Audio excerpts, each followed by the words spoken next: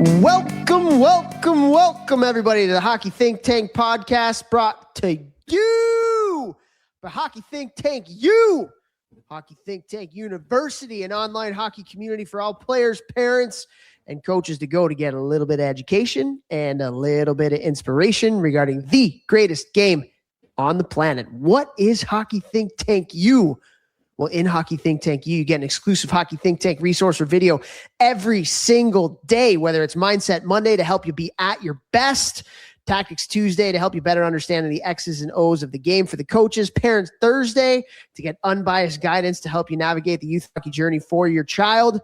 There is something in Hockey Think Tank U for everyone. And if you love the podcast, one of the things that we've done is we've taken the best clips from our 7.5 years of doing this, and it's all in one place here in Hockey Think Tank U, categorized into those buckets for players, coaches, parents, and youth hockey leadership.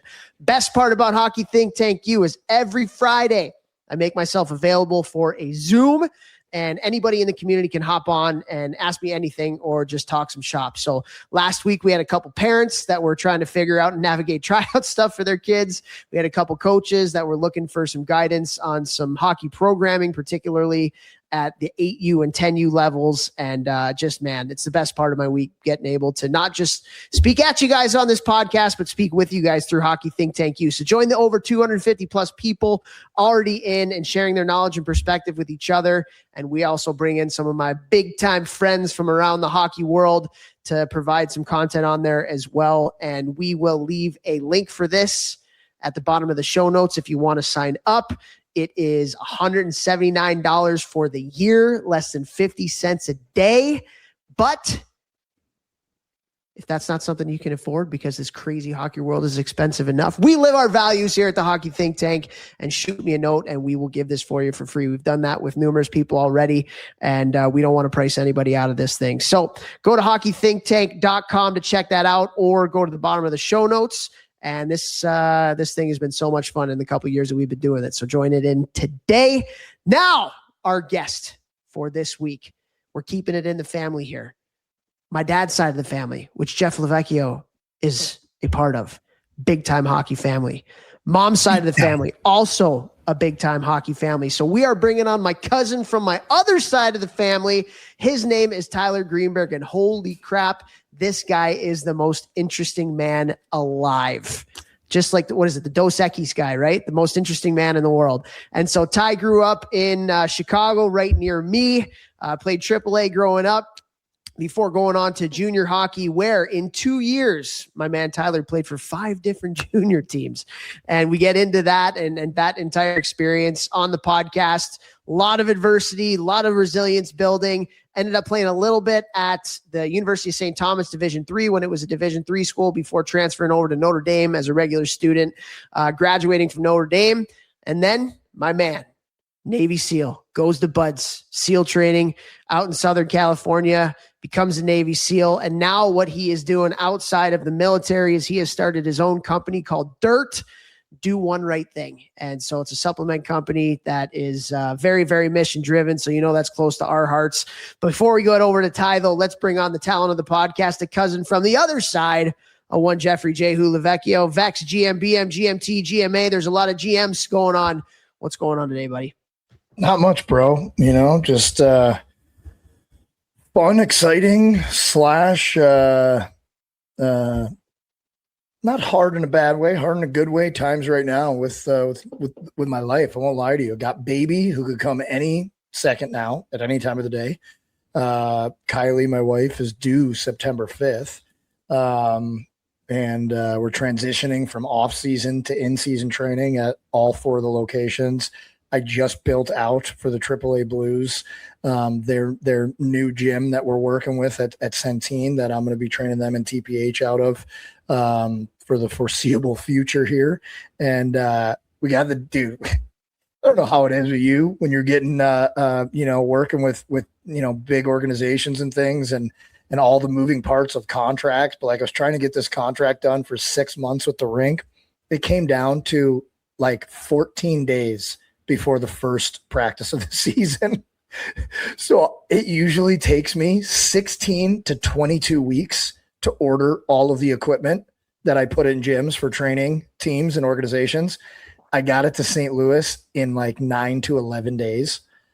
Absolute bananas. While we're training teams to start, we're putting equipment together. We're getting the gym done. The gym's being painted while they're working out. I tell everybody excuses are like buttholes. Everybody's got one. They all stink.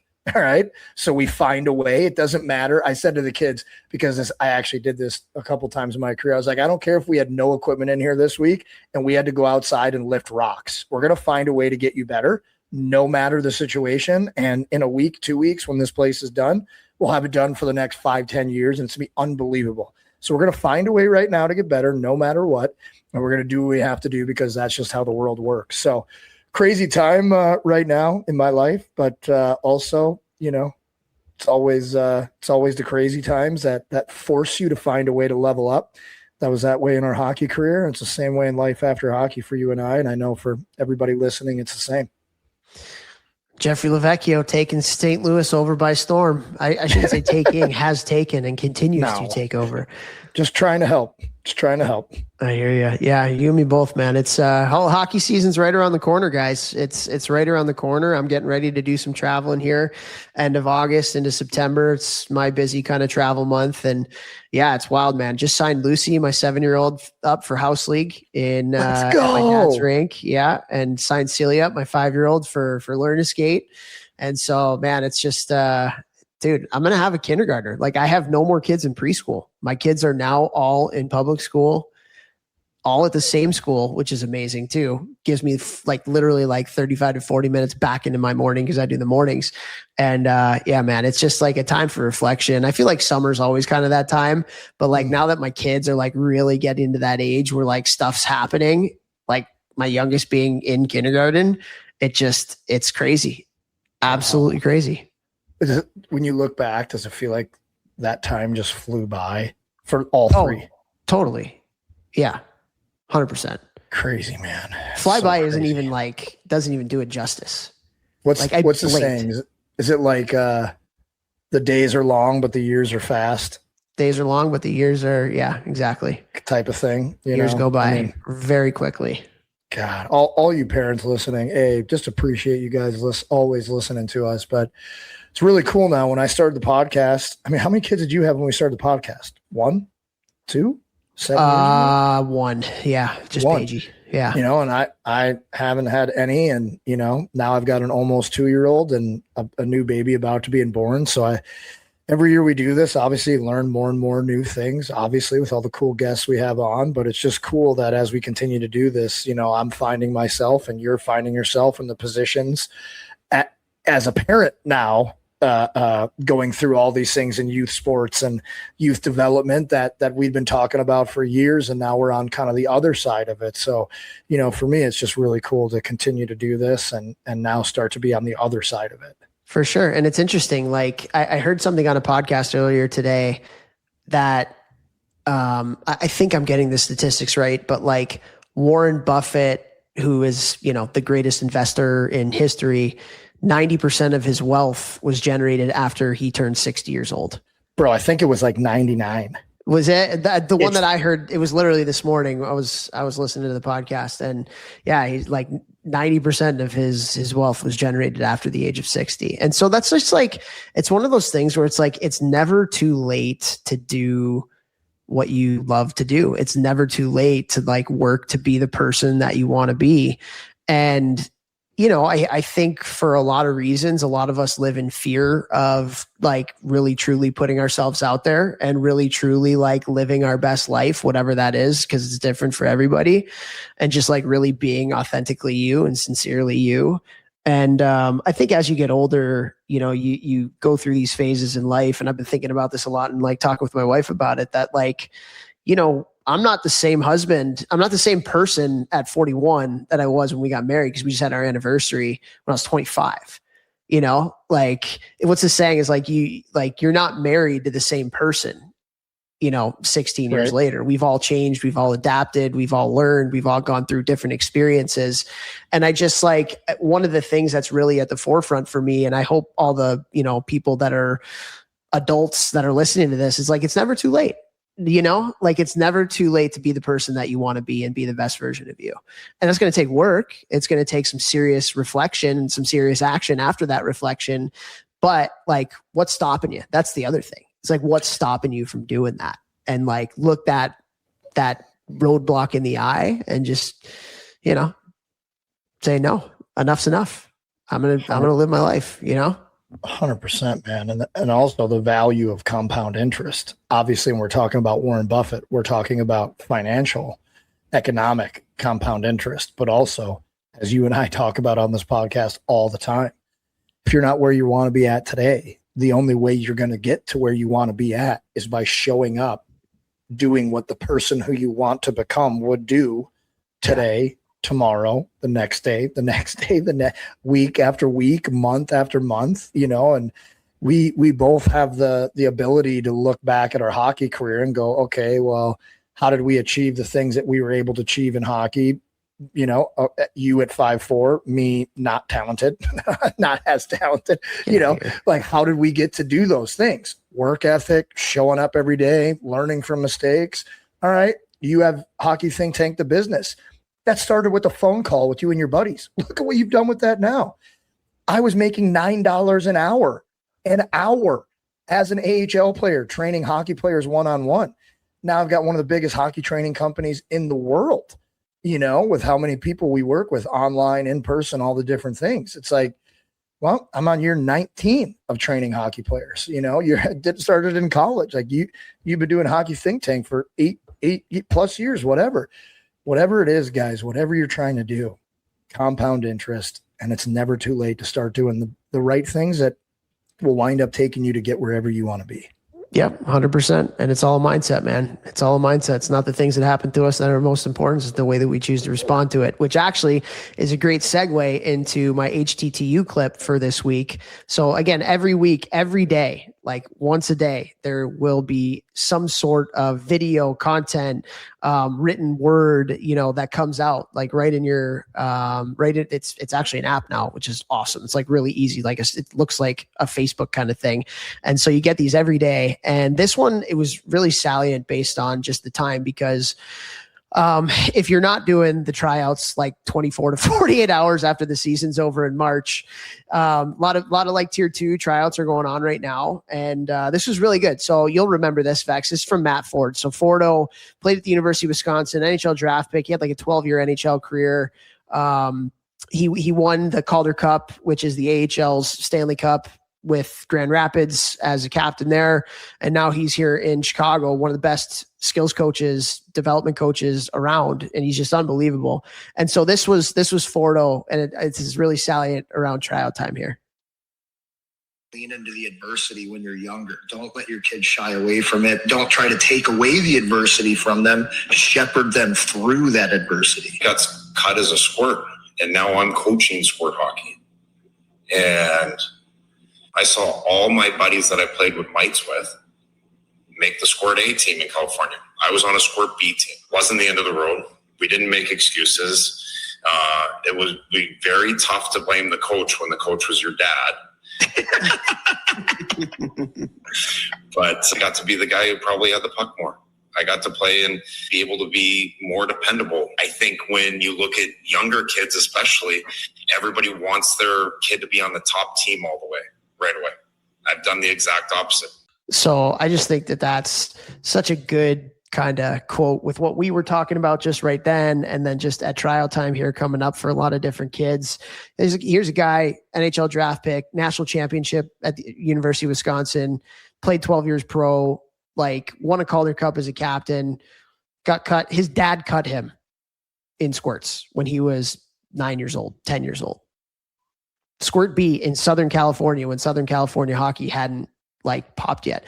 Did you know actually, Vex, that in last year's draft, the most draft picks from the United States came from Minnesota and the second most draft picks came from California? I did not, but that is unbelievable. Crazy. That's absolutely crazy. Awesome. I wonder how I got to think that Brett Beebe's got a lot to do with that. And obviously tons of other people, but good for you, Brett Beebe. Oh yeah. And actually I asked him that. I was like, did you know that California had the second most draft picks? And he said, yeah, it was wild. And so I kind of asked him why, like, why does California do it? And it was people. It was people. Like, there's a couple of NHL guys who had kids at that age who coached those kids through. He would never admit it, but he coached a lot of those kids, in the 07, 08 birth year as well.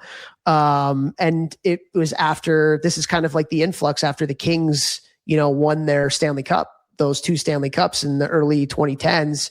Now hockey's a little bit bigger. There's more kids playing, all that kind of stuff. But again, it just goes back to the people, right? Like, you think about St. Louis when they had that one year where they had, 4 or 5 first-round draft picks from the St. Louis area.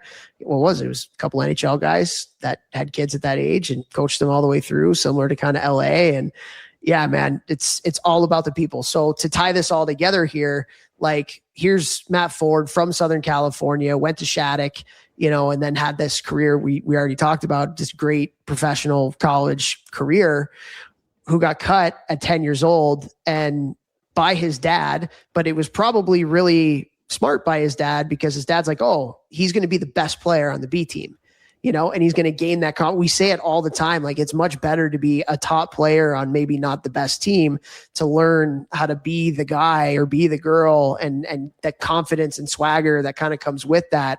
And so, like, if you're a bubble player, again, it's not black and white, like coaching trumps everything on everything.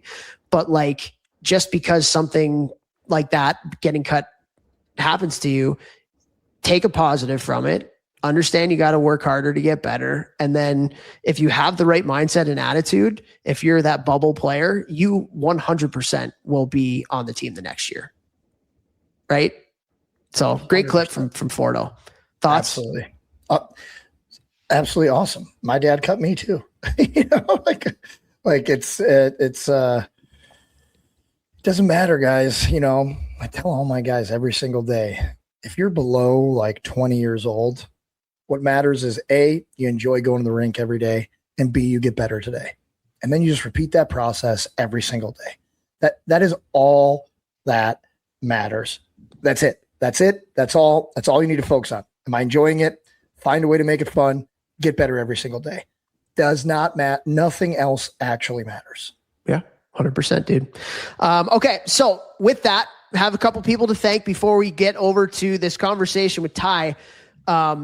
Dude, this conversation with Ty, though, like, guys, like, this was like poetry in motion. This guy, my cousin, he's significantly younger than us. He's like 8 to 9 years younger than us.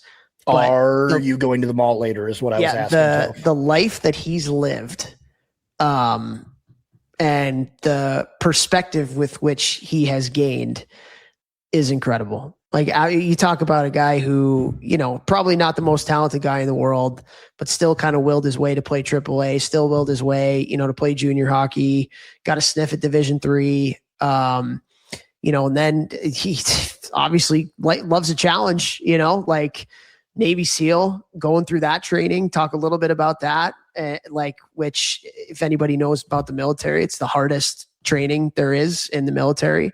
And then, now he's starting a company, and we talk a little bit about just the stuff that he's learned from hockey and his buds training that's going to help him be a successful business owner coming down the road here. And man, it was just really, really fun to kind of see, a cousin of mine that is younger, but you're just like, wow, I just learned a lot from this guy over this 45-minute conversation.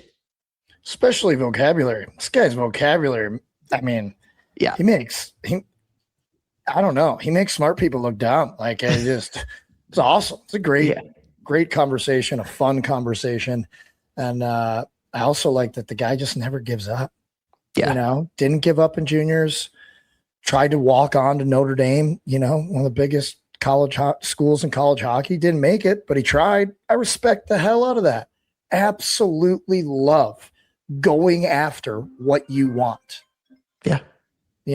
And that helps you learn how to be good at the next thing and the next thing and the next thing. And then you just accrue, or you just wind up having all of these experiences that you gain wisdom from, which allow you to be better in the next thing you're going to do, So You're going to love this combo, guys. Very, very cool. And I hope you guys try his supplement out. Yeah, for sure. And so do have some people to thank before we get over there. First, I want to thank our title sponsor, icehockeysystems.com, the best website out there for all of your coaching education needs.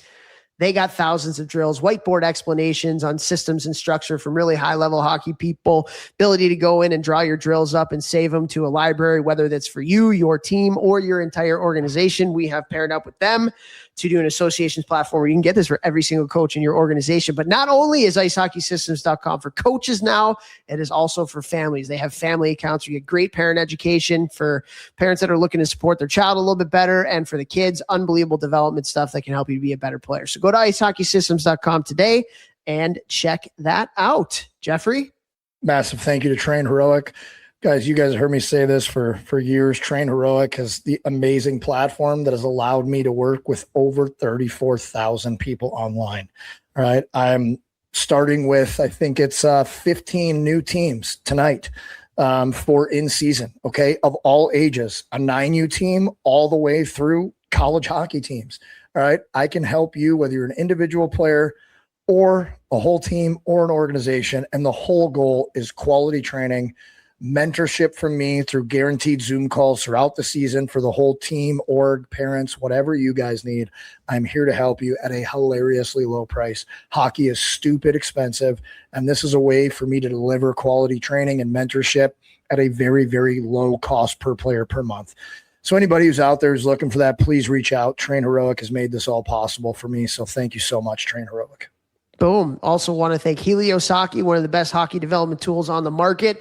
There's a sensor that you put into your shoulder pads. It gives you real-time data and feedback on your play, particularly when it comes to two big things. Number one being a hustle score. So every time you move out on that ice, that thing lights up, that sensor, and gives you a sense of how fast you're going, gives you a sense of how hard you're working. And it's just an incredible tool with that. And then also skating. So great mechanisms within the app on how to become a better skater as well, as the data that you're going to be getting from wearing that sensor in your shoulder pads too. So the kicker though is that this syncs up with whatever video you're using, iPad, iPhone, Live Barn, camera. It can sync up with that, and you can get your shifts from your game or your reps from practice cut up for you directly when you're done with it.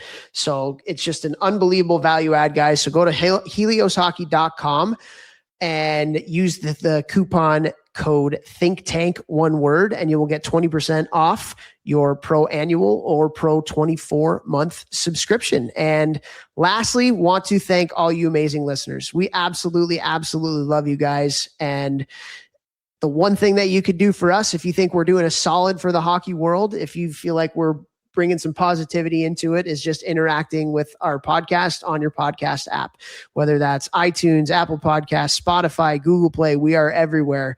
Anytime you interact with our podcast, it goes into that algorithm that people like what we do, and it will send us out to some more people when they're looking for some hockey podcasts. So we love you guys. Continue to grind this baby out because of conversations that we get to have like this. And obviously this one's a little bit more family, but this is something that I think a lot of people can relate to. And this is a conversation that is just really, really awesome. So my cousin Tyler is just starting this company, Dirt. It's D1RT.com. Do one right thing. Very, very mission-driven kid, man. Like this is just, he's trying to change the world in a positive day. Do one right thing every day. And that one right thing can start with what we talk about, making your bed, or taking these supplements that he has to jumpstart your day. And so again, we have a coupon code with him too. If you want to check out Dirt, D1RT.com, use the coupon code ThinkTank, one word, and you will get a discount on your order as well. So without further ado, here we go with Tyler Greenberg. We are so excited to have on this episode of the podcast. He's Carmen Sandiego, so I have no idea where he ever is because he's a traveling man, but I guess today he's in New York City. And he is my cousin from a different side. So Ty and Vex are not cousins, but I am cousins with both these guys through my mom and my dad. But we got Ty Greenberg. Tyler, what's going on today, brother? How's it going, cousin? Good to have you bridging the gap on both sides here. So happy to be here, and thanks again for the time. I'm pumped, man. Man, you've had such you not only are you Carmen Sandiego, you're like that. What's that beer? Like the most interesting man in the world. You know what I'm talking about? Dos Equis, right? I don't usually drink beer, but when I do, I drink Dos Equis. Most interesting man in the world. You are certainly up there as one of those people. But let's introduce you to everybody, and we'll get into your journey here. But you are what I think 9 years younger than me, and your dad and my mom are brother and sister, and so we obviously grew up together. But if you can, tell us a little bit about how you grew up falling in love with this great game of hockey. What made you fall in love with the game? Yeah, thanks for the intro, Toph.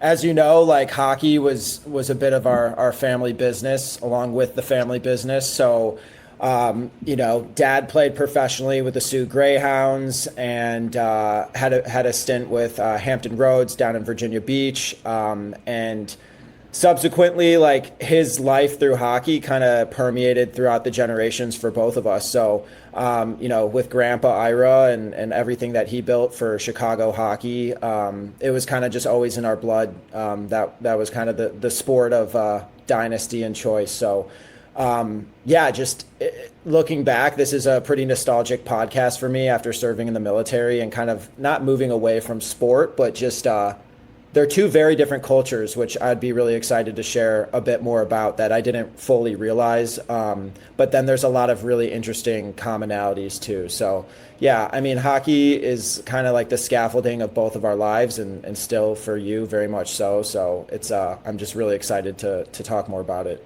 Well, you brought it up. So you were in the military, Navy SEALs. You did BUD/S training, and everybody's heard about how intense and crazy that is. But you and I have talked about that and about just your experience and what it has meant to you, what it has taught you, how you're a different and better person because of it.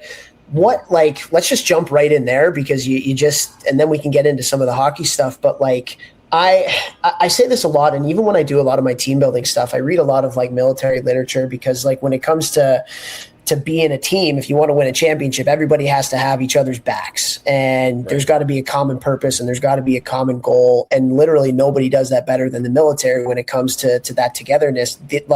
We say, you got to take a bullet for your teammate in a sports sense, but you guys literally take bullets for each other. And so can you talk a little bit about the commonalities of those team building type aspects between sports, hockey, and the military, and what you really, really learned about how to bring a group of people together that truly care about each other and the mission and how that developed in Navy SEALs training? Yeah, Toph, that's a great point. I think just as much as sport is kind of a really great microcosmic lesson about life, I think a lot of the principles in sport, hopefully not dodging bullets and you're dodging pucks here, or get in the way of a puck hopefully here, it really analogizes sport analogizes war as sport also analogizes life. And I think one of the biggest translatable things that we could discuss is just teamwork and communication. I think that culture is so important in establishing a why and an ethos. So whether that's a new coach in a new season or a long-standing dynasty like we grew up around, like the Blackhawks, where there's established principles and common expectations that everyone can kind of buy into and really view themselves as a piece to the whole, knowing their role. And so I think that is probably the biggest takeaway I've had. And then alongside that too, I think really knowing your why. So culturally permeating down from coach to player to the whole organization. When you have a strong why, that mutual suffering of a hard practice or a tough go at the season, those things are shared experiences where people actually can build that glue of camaraderie together that I think the military really drives home. And sports gives you so many small lessons to do that as well. Yeah, and a lot of times it's crazy because you can become extremely tight through hard stuff. you know, those are opportunities to really develop like that glue and that synergy, you know, and a lot of times it's around that why and those expectations and the things that you're doing. And so like, can you talk a little bit from like your SEALs training and stuff, like how important it was so hard? Because everybody knows, right? Like the attrition rate of going to buds and the SEALs training is very, very high. It's really, really hard to get through. There's the Hell Week and all that kind of stuff. But like, can you talk a little bit about how that like hard, could we talk about resilience all the time as one of the number one life skills that you need to be great at what you do in anything, but particularly when we're talking about hockey. Like how does that hard shape you, and how do you get through the hard to be better off on the other side? Right. I mean, when you bring that up, like as cheesy as this is, like there's a couple different defaults, like pieces of language that I always like referenced. One is like pressure is a privilege. So to be put in positions of excellence, whether that's in sport or high level elite tier 1 military operations, like to be able to have those experiences and meet the suffering, meet the trials, the tribulations with gratitude, I think kind of transcends like that moment. Another thing that comes to mind is if not me, then who? If not now, then when? And I think we're all kind of hardwired, and there's things that speak to us, like the three of us, like hockey was a big thing that drew us together, that we explicitly decide. But along that journey, like, and I would love to / might start crying, reminiscing on some of the million times I got cut in hockey, but there are so many things that happen to us. So it's really about like balancing those two facets of, you know, hard experiences that we choose and voluntarily go into mean just as much as the ones that we don't choose and happen to us. So how do we react, and not react, rather respond to those moments? That's something that comes to mind. I like that you said respond and not react. And I think a big part of that starts in the mind. And I also think the more hard things that you go through, the easier it is to get through hard things. And language is really important with that. And I always try to say things like, this hard thing isn't happening to me, it's happening for me. Right. You know, because then that shifts which path am I going down in my thought process, which your thoughts then lead to actions. Right. So if you can get to that positive switch, what am I learning from this? How is this going to help me in the future? Yeah, it might suck right now, but that's okay, because I know, because I've been through past hardships, that every single time I go through a valley, it brings me to another higher peak, right? And just thinking that way, and I love that you said that. And I just think like such a simple thing is, it's not, I didn't get cut like for no reason. It's to show me what I need to do to make it next year, right? This happened for me, and I need to use this. Right. And I think a big thing that I kind of came up with this little mantra when things got a little spooky at times, but I would always say, I belong here, but I'm greater than this moment.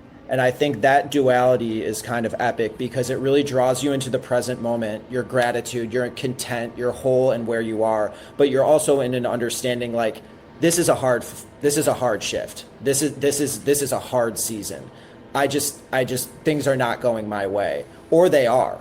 And so it's having this present, but also macro view of all these moments that are like little, I'm going to plug in dirt here, little specks of dirt, and doing all these little right things and showing up the right way, and knowing that all those things, all those little decisions, how you respond, do not react, how you talk to your teammates, how as a coach you communicate players calmly and effectively, and design a season and a structured approach to be able to weather like the ups and downs. All those things matter, and they all cumulatively really create the entire picture, not just this one thing. But at the same time, when you show up for that one thing, be all there for it, no matter what it brings to you.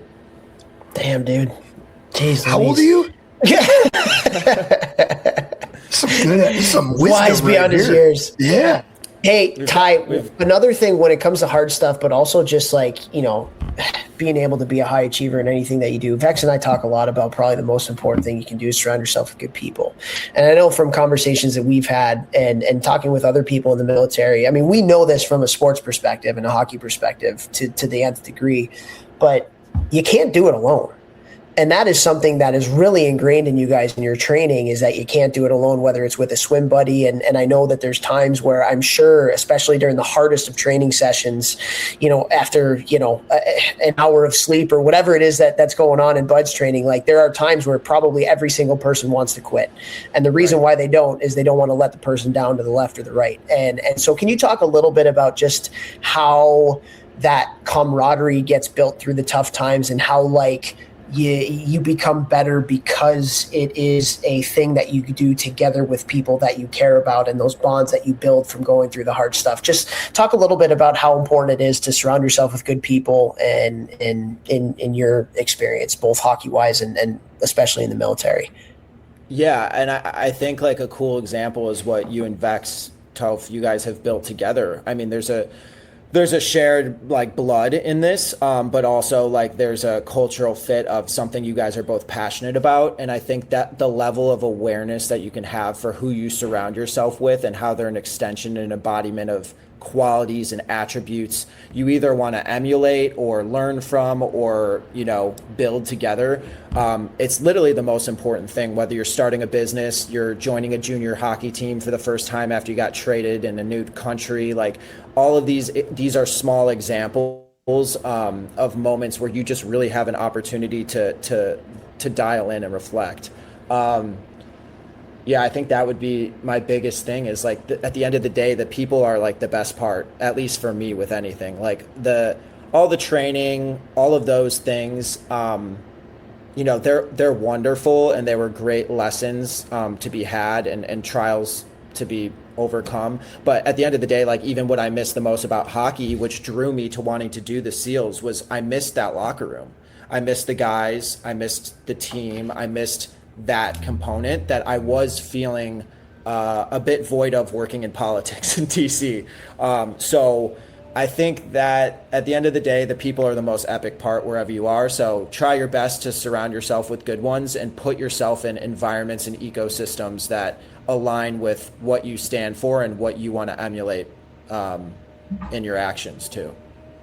Damn, man. Amen to that. Vex, what do you think, buddy?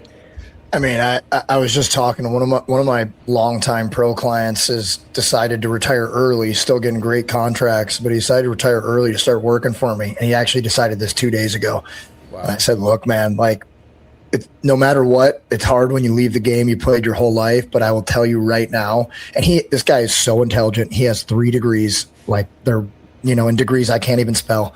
And I was like, and he's like, I don't want to use those. I don't want to be in an office. I love what you do. I love what you've done for me. I want to help kids, blah, blah, blah. Right. And I'm like, dude, it's going to be hard when you leave the game, especially if you've been a pro for 6-7 years on top of, youth hockey, but you will not find a better environment to make your transition to real life, because look at this. You still got a locker room. Every day you're in basically a locker room with all the guys that we're going to train year round. And I was like, I know you can't understand this yet, but it's so important to have that locker room. So I totally get what you're saying. And I talk to a lot of guys who are kind of transitioning out of pro or college hockey and like, what's next? What do I do? And I'm always like, whatever you do, you need to find some type of quote unquote locker room, because that's one of the biggest things you're going to miss is that camaraderie, that shared goal that you're all pushing each other to run towards. And it's just so important, if you've had that your whole life, to not just wake up one morning and it's gone, because that is pretty tough. Yeah, and I think we all can relate to this in different ways. I mean, my hockey career lasted till about 23 years old. I served for about 3 years in the Navy, and what I will say is both of those experiences, I mean, and people, some of my buddies who continue to serve and do amazing things for our country, like God bless them, and all the other people who are showing up every day and making way more sacrifices than I ever will and have. But we really, I think, both for athletes and military populations, need to do a bit of a better job realizing, like, I mean, look at guys who played in the AHL. Maybe they didn't get a shot at the show, but they could have and they should have, or here nor there. But we need to think about like how we can professionally slot people and surround themselves with people with a new community, but that has a similar mindset to what we learned in sport or the military. And I think that's a really interesting conversation you bring up, because now following similar footsteps in a different arena, but starting my own business, what I will say, I mean, the hardest part of being a solo founder has been a bit of the loneliness after really seeking community and team in every facet of my life. And I think when you have other people, a genius idea by me, but you just inherently go way further than you would alone. So I think when you get out into the real world, you got to make like an active effort, whether that's personally or professionally, to find that too. 100%, man. Amen. All right, I want to shift gears here a little bit. I've been I've been really looking forward to asking you this question because I'm dying to hear your answer, and this is gonna show some family ties here, and anybody that's in our family is gonna absolutely laugh. In fact, you know my grandfather well enough that you'll laugh at this as well. So your dad was a hockey player, his brother was a hockey player. My mom was not a hockey player, but married a hockey player. We get our fair share of messages and emails and everything in between about crazy hockey parents, right? Our grandfather, I think, is the OG crazy hockey dad. Like legitimately the crazy OG hockey dad, like wasn't satisfied with what was going on in Chicago hockey. So he started a AAA organization, the Chicago Young Americans, back in the day for his sons. And now he's in the Illinois Hockey Hall of Fame, and he is a builder, and like he's done so much good for Illinois and Chicago hockey and has been represented because of that. But like he was the OG crazy hockey dad. I wanted to get your take on that because your dad is the one that probably bared the brunt of that. And so I just think it's funny that like we've built our movement on like trying to keep hockey a little bit more sane when in reality our grandfather was probably one of the OGs of like making it nuts. For sure. Yeah. And there's no way grandpa ever put on a pair of skates, nor would exactly. That would be one thing I would love to see, or just even, I can't even create that picture in my head, but and also to say that Steve bared the brunt of it. He had his own efforts, but what I will say is like, I think that is one of the coolest parts of family in sport too, is seeing how much it impacts the next generation and how we kind of grow and evolve with that. And then take it in new directions with building businesses. And there's other ways to build and contribute, like what you guys are doing to educate parents. After Notre Dame, when I was in DC working in politics, I coached the Washington Little Caps. And it was a different perspective being behind the bench and seeing 8th grade kids and feeling like that parental heat. But I think it's cool. I think it's a cool embodiment of someone who saw an opportunity to do the right thing and really shake things up. And I think there's many different, there's many different styles at how to shake things up. So it's cool to see what you guys are doing it with a little 2.0 2026 take. Maybe a little bit more finesse. Yeah. Grandpa's a little bit. For those that know my grandfather, bull in China shop doesn't even begin to explain it. But, the man got stuff done, and at the end of the day, it was for the kids, and I think that's what I default to, and I have so much respect and admiration for anyone in any space, no matter what the outcome is, to step in the arena and show up and try to do right by other people. Like, that's epic, and I like that runs through our blood, and that fires me up every day building a company. And I have no clue what the hell I'm doing when I signed up to be a SEAL, or I went and tried to walk on Notre Dame hockey or whatever. Like you just show up, you do your best, outcome agnostic. They're all life experiences, and they all are gifts from the people who busted their ass before us that we can kind of like keep carrying along too. So you mentioned he's cool. Yeah, you mentioned at the beginning, like how important the why is. Vex and I talk about how important our why is. And although grandfather was a bull in a China shop and pissed a lot of people off, I'm sure back in the day, his why was always the right one. It was always, we want to make it better for the kids. Like it was never about making money. It was never about, ego, any of that. It was like, all right, is this going to make the experience of hockey better for the kids? And, I think it shaped a lot of like what hockey in Chicago is today, even though it was decades ago. And I think his goodness in terms of his why has rubbed off on a lot of us, whether it was the hockey stuff or Vex. I think I've told you, like they used to live in Florida for a little bit, and we'd go down there at Christmas time, and my grandma and grandpa would take us to a shelter of kids that got taken away from their families because they were being abused. And we would go there and play Santa and give them a ton of presents and just kind of hang out with them. And like, those are seminal moments in my childhood that like made me better and gave me perspective, because we all live in a bubble. We all live a bubble, especially a lot of hockey players who live in like suburban, whatever city you're from, and are, let's face it, hockey's a pretty affluent sport. Like we're in that bubble. And then it's important to get outside of that. And our grandparents, man, did they ever teach that to us in spades growing up. And I think it's a lot of the reason why I started the Hockey Think Tank. It's probably a big part of the reason why you're doing what you're doing now with Dirt, Do1RT, and Vex, what you're doing too, even though you're on a different side of the family, very similar in terms of the why and the values. It's making a positive impact, people underneath us. And then hopefully whatever we do is going to have a little bit of a trickle effect to the next generation and next generation. And you're right, Ty, like thinking about it now, it is cool to see how that has trickled down. And I think that is something that both of our grandparents would be very, very proud of with what we're doing, because it's something that they very much instilled in us back in the day. No question. 100%. No question. So cool stuff. All right. So talking about this, so you talked about getting cut, and we've all been cut. Vex has been cut. I've been cut. Yeah, maybe not as much as you. And I was looking at Ty. It's funny because what years were this? This was like, I think I was like just getting done playing, and I just started coaching at Cornell and stuff. So I was kind of around the junior hockey scene at the time. And so looking at your junior hockey career, you played 2 years of junior hockey, and you played for 5 different teams. Yep. So 5 different teams in junior hockey in 2 years. You end up going to St. Thomas. Introducing yourself, so yeah, exactly. And then you go to St. Thomas, Division III school, play for a year there, and then you go and try and walk on at Notre Dame.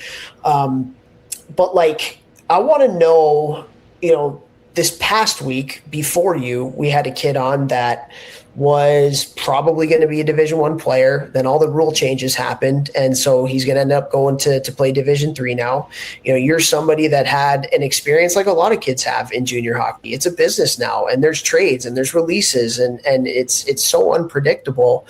And so I want to know, like, honestly, just kind of big picture, what that was like going through that, and I want to ask you, like, what it was like. Put yourself back in your 19-year-old shoes and going through all of that crap that you went through. And then I want to know now, as somebody in your 30s, like looking back at that time, kind of what you're taking from that experience. Yeah.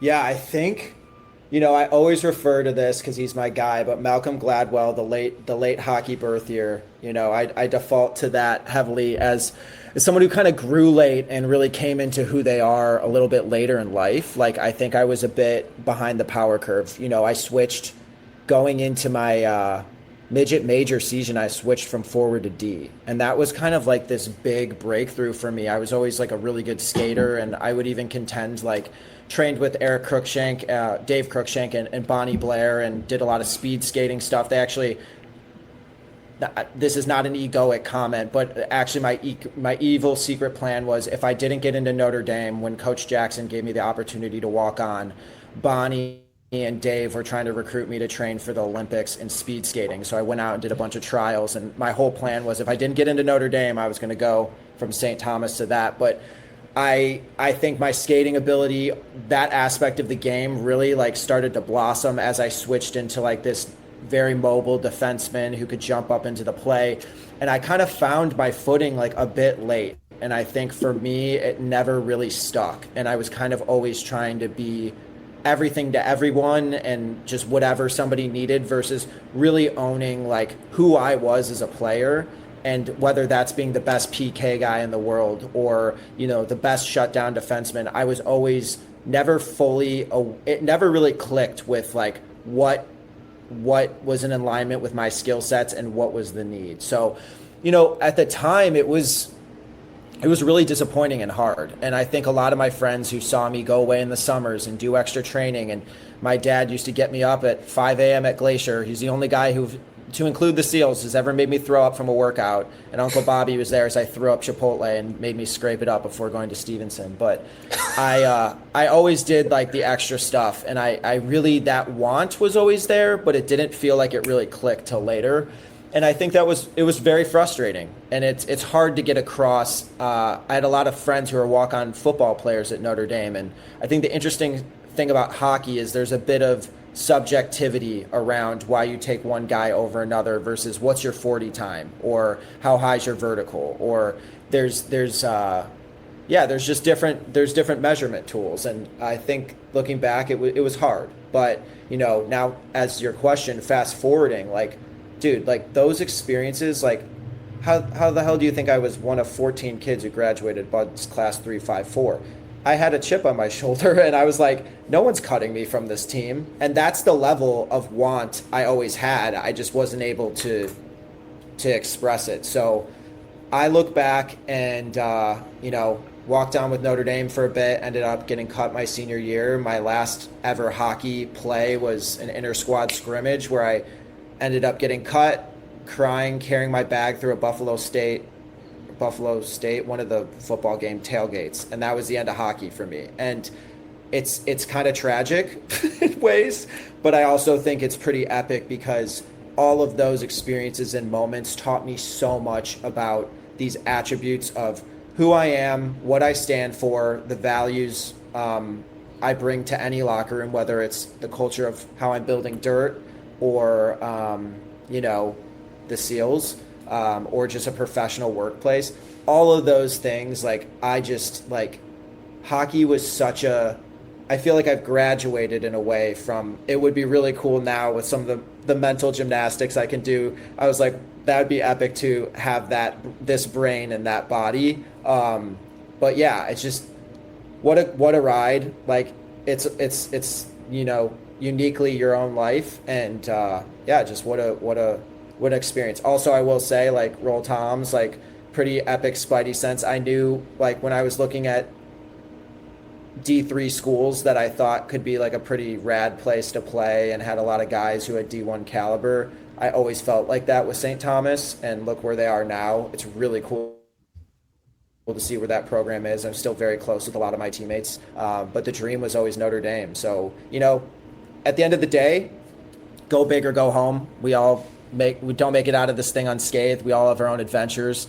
And that's kind of the end of my TED Talk. But I like some pretty epic TED Talk. I think, you know what though, like, it's so interesting because we talk about resilience so much on this podcast. It's funny, Vex, right? Like how many, whether it's Marty St. Louis, who's a Hall of Famer, or Ty, who's been cut from 4 different junior teams, talking about how resilience has shaped them and allowed them to be successful in life after hockey. And just to put like a fine point on it, there might not be anything harder from an experiential standpoint than graduating from Buds. What'd you say? It was 14 people graduated in your class to become a Navy SEAL. Like that Hell Week and that training, if you've ever read about it or talked to people who've gone through it, like it is one of the most excruciating and hard things that you could ever do.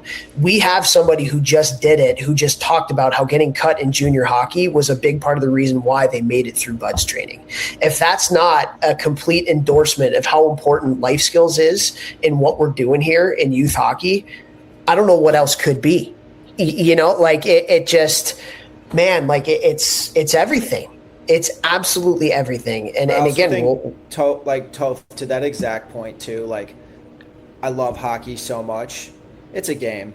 Like, it's a wonderful game. It's a wonderful life tool. Like, it's meant so much to all three of us in our lives. But, like, I think it's also just having that perspective. Like, it's a privilege to have the opportunity to step on the ice. It's a privilege to grow up in a family that can buy you skates, or I don't even know how much a stick costs these days, but I can't even freaking imagine because it was pretty bad back then. But, like, even to be able to step onto that rink and, like, show up, like, no matter if you go and you're an All-American at Notre Dame, or you raise the Stanley Cup, or some of the boys who literally like have won cups and Olympic gold medals in the same year. That's pretty insane. it's what you take from these things. And I think when we become so fixated on the outcome in whatever we do, whether it's hockey or business or military training, we get in the way of like really being human in that entire ride, and taking ownership of like whatever the adventure entails. Like that's Toph's story, that's Ty's story, that's Vec's story. Like show up and be the main character for that story, and just continue to have gratitude for whatever it brings. And the hard things are really, like, when you look back, those are the most formative things. They always are. But also enjoy like the good stuff and the joy, and love it, and savor all the things it brings too. Totally. So true. And like something that I'm always trying to talk to these kids about nonstop, like, hey, I know we're doing today is hard, but I promise you, like we said, 20 minutes ago, whatever it was, 30 minutes ago on the show, all the hard stuff that you're going through now, you got cut, you showed up to the gym the next day, you got sat, you showed up to the rink the next day to practice, even though you're embarrassed that you got a healthy scratch, whatever it is, all that hard stuff is preparing you for the next hard thing and for the next hard thing. And it just makes hard things easier. And it's like the biggest reason why I love hockey, because now I've worked with professional athletes in a couple of different sports, and I talk to them a lot about their youth experiences. I just don't see any that compare to hockey. I really don't. The lessons that I've learned, that I caught, that I was taught, all these things, like it's such a cool game. And it's why you are where you're at now, starting a company. It's why you're Navy SEAL. It's why just all these things, why Toph has helped tens of thousands of hockey players indirectly and directly through the Hockey Think Tank and our podcast, and why I've worked with as many as I have. It's everything that we learned in hockey. And a big piece of that was being resilient through cuts, trades, injuries, healthy scratch, non-believers, all the hard stuff that we went through, seemingly hard, that we went through as a kid, is now why we're able to adapt and overcome as adults. And like Toph said, I think resiliency is the most important thing that we could have learned from the game. 100%, man. Well, let's take some of that life skill type stuff, the things you learned in hockey, and you've joined the ranks with Vex and I of trying to start your own business. And I know how hard you're working. You just told us your travel schedule and all this stuff that you're doing to help get that off the ground. And it's a company with a great mission, and it's very copacetic with everything that we are talking about right now. So if you can just talk a little bit about the company that you started, and kind of like how what we are talking about right now is helping to get that off the ground, and what you're learning through that. For sure. Well, what I will say is, as someone who very much was in like extremely bureaucratic spaces, working for the government, serving in the military, and kind of trying to find like an external environment to validate living a life of purpose and service, this has been like a bit of a personal thesis, and how do we reframe good as something that always needs to be grand, into like these little like specks of dirt, like these little moments of our day, like calling our mom, or eating whole foods, or getting sleep, or doing the workout when you don't want to. And really, I didn't come to this like consensus to kind of evaded entrepreneurship. And Toph, correct me if I'm wrong, like I feel like going into coaching, like we kind of were going into these like traditional mechanisms. And I think truly, like in weird ways, this has been like the toughest mental exercise I've ever done in my entire life. I think about it a lot in context, even SEAL training, of being told what to do is, even if it freaking sucks, you're getting drown proofing or surf torture, or, open circuit 8 where they're drowning you in the bottom of a pool for 20 minutes and you have to do all these safety protocols perfectly. Like that stuff is hard, but what's really hard is like, what do I think? How do I assess like how I've moved through the world, and how do I build something that doesn't exist and get people to buy into that? It's pretty freaking hard. And so what I will say is, like anyone, to include you guys, it's been so cool to see this podcast grow and the think tank grow and the impact it's had. Like starting something is the hardest thing I've ever done, like bar none. Like, and so it's just been a cool adventure. But speaking to DIRT, the company's called DIRT. It's an acronym for Do One Right Thing. And basically the company's twofold. One, the goal is to kind of educate people that there's a lot of people who do one right thing every day. We want to tell their stories for self, community, planet, reframe this idea that a life of purpose and service isn't being a Navy SEAL or working on Capitol Hill. It's the little things that we do every day that when we do them together can like really make a big difference in the world. So bit of a reframing there. We're telling some really cool stories on social media, our newsletter, community-based events, which we're launching next month. The other part is something you guys will resonate with. Always was interested in health and human performance. Fun fact, walked on track for a bit in college. Always just loved like understanding how the body moves, etc., how we're fueling our body in healthy, better ways. And so DIRT is what we're calling a performance powder. They prepare the mind and body for the things that you do. The first one is DIRT when you wake up, upgrades your first right habit of the day, 8 to 12 ounces of morning water with an electrolyte profile specifically dosed for when you wake up, adaptogens for kind of cortisol spike, morning brain fog that give you a stimulant-free focus without caffeine, and 2 prebiotic fibers to get your morning flow ready to go so you can go out and move your body effectively. We have no natural flavors, third-party tested, no heavy metals, so this stuff is really clean, only flavored with organic roots and fruits. So really, the goal of the company is to create products that are small opportunities to do one right thing for yourself, so we can use like the wellness space as a Trojan horse to kind of get your own mindset going so you can go out and see all the other little moments to do the right thing in the day. So long version of the pitch, but yeah, it's been a fun adventure building this guy. So we love it. Very cool. Let me ask you this, Ty, because I think it's something that a lot of people struggle with, and I'll throw my hand up, myself included. That one right thing, and I have like a thought of what your answer is going to be, but it's a lot easier to focus on the 10,000 foot view a lot of times when we're talking about this stuff than it is to just do the thing. Do the one little thing, and then that one little thing will move to the next little thing, and then the next little thing. The weights and Vex Gym, like it's like little things. So if you had any advice to like myself or anybody else out there that's struggling with just kind of like taking that first step, or getting the steps, just continuing to do the steps, to do that one little right thing, and everything that you just talked about, like talk about like that mission that you have to get people to kind of buy into that, like just kind of keep going. I feel like it's a little bit about action too. Yeah. So, I mean, not to be completely product pluggy here, but the reason why I started with this specific SKU was, I'm not sure if you guys have read Admiral McRaven's book, Make Your Bed. Fantastic. Heard of it. Haven't read it though. Yeah. Credible SEAL. You guys should link his commencement speech at UT Austin. Absolutely epic, amazing military career. But the whole philosophy was every morning, make your bed. No matter how the day goes, you did something to like start your day and set the tone. This product is a similar ethos. We all wake up a little bit dehydrated, not to be negative Nancy. We lose up to a liter of water from sleep every night. So I was like always interested in, I still make my bed. I don't have to sleep on top of it anymore, which is nice. But I kind of was really interested in morning routines, and I thought that this moment from rest to ready was a bit of a missed opportunity. The first right thing you can do, whether you put dirt in it or not, 8 to 12 ounces of morning water rehydrates you after rest. The performance benefits are like tenfold: memory, cognition, physical performance. It's awesome. So that would be one thing, whether you put the product in or not. We're just trying to upgrade that habit. Sets the tone as a little act that can be something right for yourself so you can go out and do good things for others.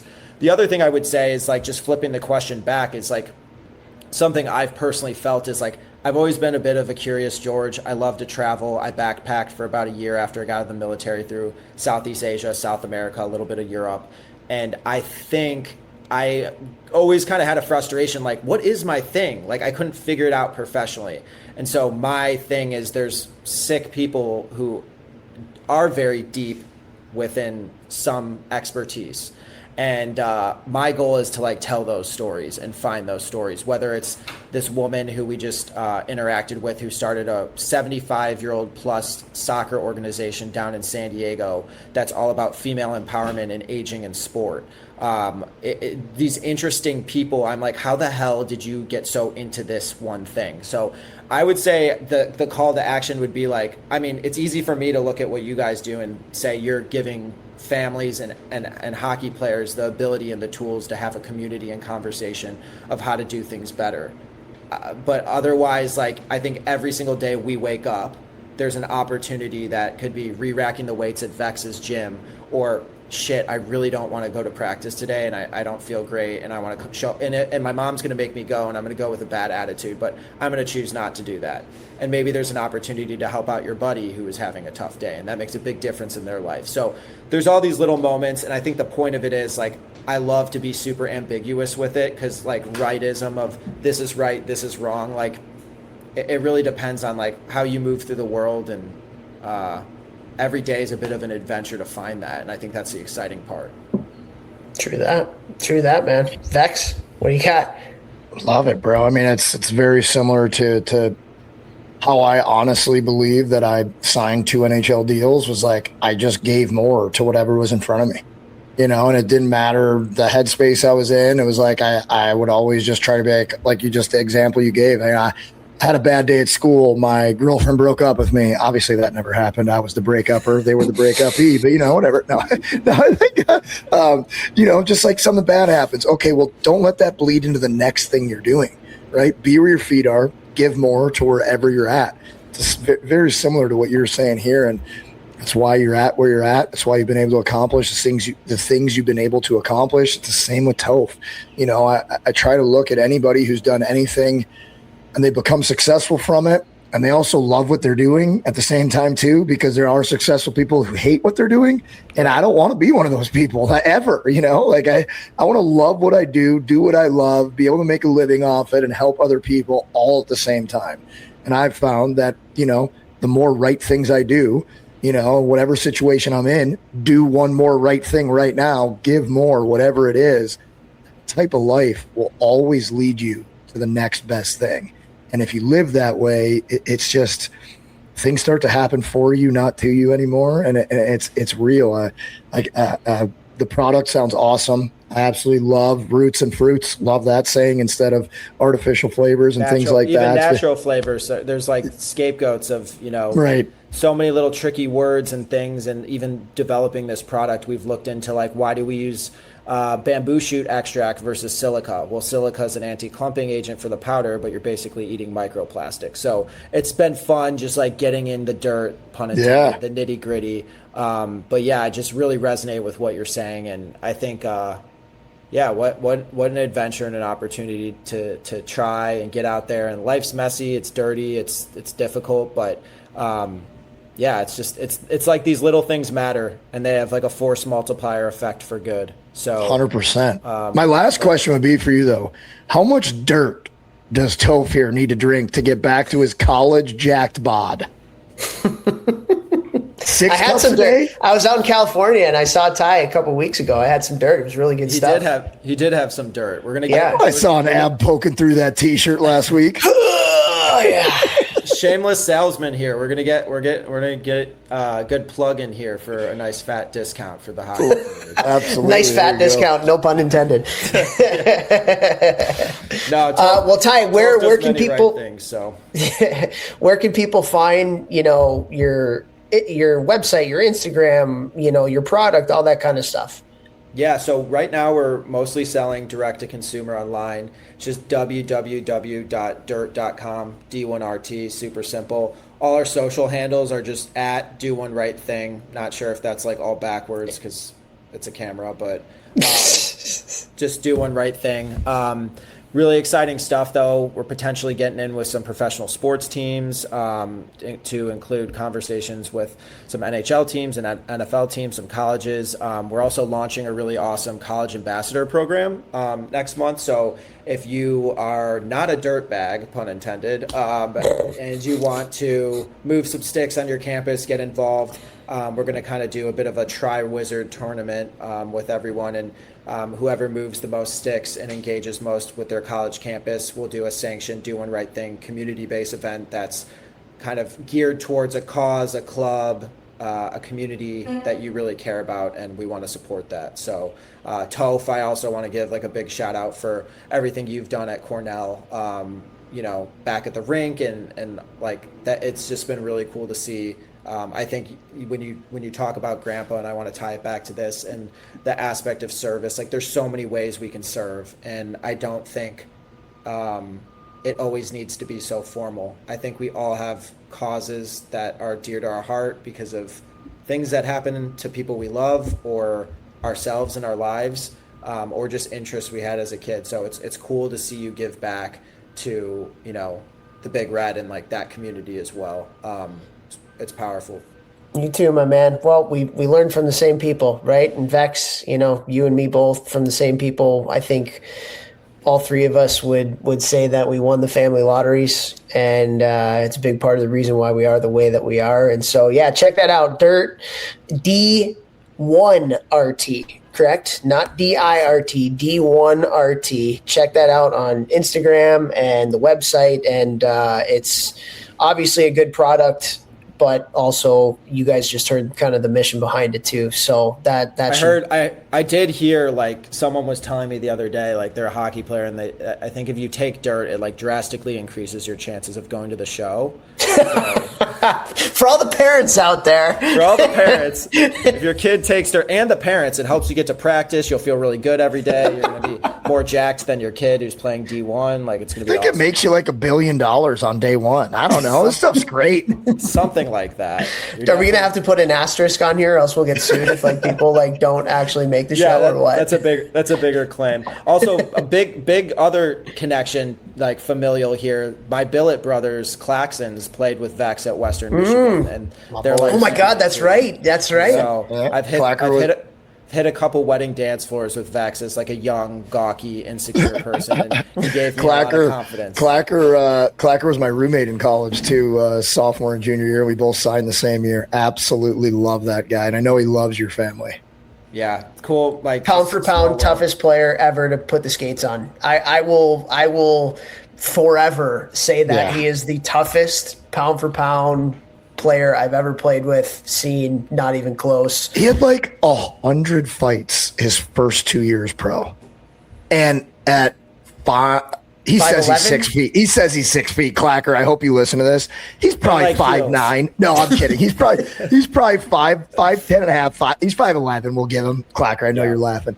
Probably 5'11", and he was fighting heavies in the AHL when a heavyweight was not really a hockey player at that time in the AHL. The heavies were 6'5" and 260 pounds. Yes, and he's fighting those guys at 5'11", 205, 210. I don't and know didn't how lose he did fights either. Like almost very rarely ever got punched in the face. You guys ask how you get through buds. You are the oldest child in your family, and all of a sudden this freak comes and lives with your family, and payback is times 1,000,000. He's putting me in cages. He's strapping me to trees outside. He's putting me in freezing showers. So, I mean, maybe Matt Claxon with a little bit flavor of Chris probably didn't prepare me for buds because he was like taking me to Maggie Moo's ice cream shop, which shout out to Toph. Sounds like Chris, you softy. So, yeah, the two balance each other out. But yeah, just a shout out to them too, because hockey world's a small world. So also just one thing is like, just be a good guy or gal, be a good teammate. Like your reputation is more about how you show up and you take care of the people around you. And as someone who got cut very much, like, people see how you respond to those things and how you continue to carry yourself, and that will translate into a ton of life stuff. I have guys, Brockville, who I played with for a bit, Mr. Blake Carrick. We do business together. He works at an amazing financial services company called Ramp. We played together probably about 15 games, but he's a great friend. Like, there's so many different relationships, and I guess the one good thing about moving around a lot is if you show up and you kind of buy in, no matter the outcome, like you do get to meet an abnormal amount of people too. So that's the one perk for anyone who is bouncing around a bit. But it's a small community. It's a community that does support each other and take care. So that's also really fun to see with hockey. It's unique. Awesome, man. Well, Ty, thanks for your time. We're going to keep you for about another 5 minutes to do 10 questions that'll be housed in our Hockey Think Tank U community. But dude, what a great conversation, man. This was so much fun. Great to reconnect again. And Dirt, man, do one right thing. Everybody go check it out. Thank you guys so much. Appreciate you both.